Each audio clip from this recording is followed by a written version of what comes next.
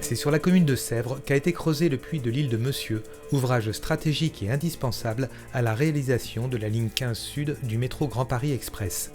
Alors les principaux défis, c'était d'obtenir l'accord des élus, principalement la ville de Sèvres, pour qu'elle accepte qu'il puisse y avoir un puits tunnelier. Le tunnelier va permettre le creusement de la ligne 15 Sud et il va resservir également pour pouvoir permettre le creusement jusqu'à la prochaine gare, donc à Saint-Cloud, sur la ligne 15 Ouest.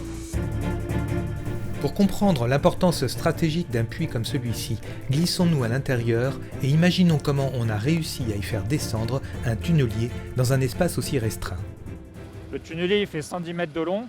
On avait en fond de puits un espace d'environ 40 mètres. Donc on a prévu un tunnelier qui puisse démarrer en faisant que 40 mètres de long. Donc on s'est servi en fait de la longueur du tunnel qu'on excavait pour y rentrer notre machine et construire la fin du tunnelier. Il faut savoir qu'on travaille en poste de 8 heures, donc le jour, la nuit. On travaille les week-ends. Les équipes interagissent ensemble, s'entraident. S'il y a une équipe qui avance et pas l'autre, le projet avance pas.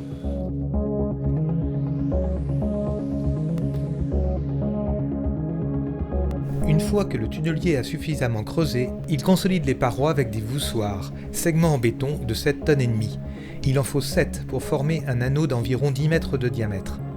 En tout, c'est plus de 2000 anneaux qu'il faudra poser pour consolider les 4150 mètres du tunnel qui doit atteindre la gare de Fordissy-Vanves-Clamart.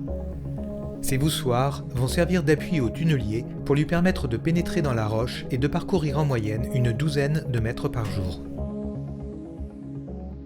On a sur notre parcours 2 stations de métro, la station de Pont-de-Sèvres, la station de Gare d'Issy.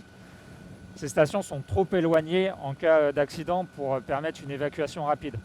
Grossièrement, tous les 800 mètres, on a soit un rameau, un puits vertical, soit une gare qui permet d'évacuer en cas d'urgence.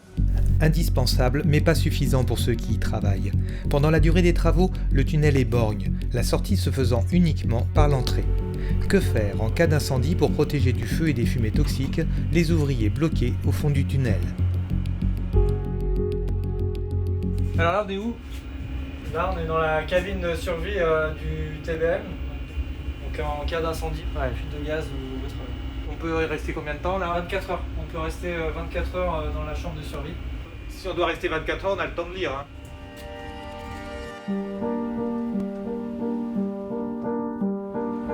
L'arrivée de cette gare sur le secteur de Sèvres et de Boulogne va évidemment changer complètement la donne.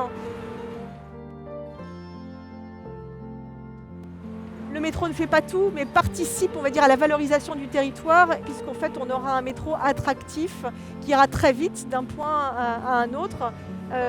Vraiment 24 minutes au lieu d'1h06 pour aller à Orly, c'est exceptionnel et ça permettra aussi de desservir le sud du département.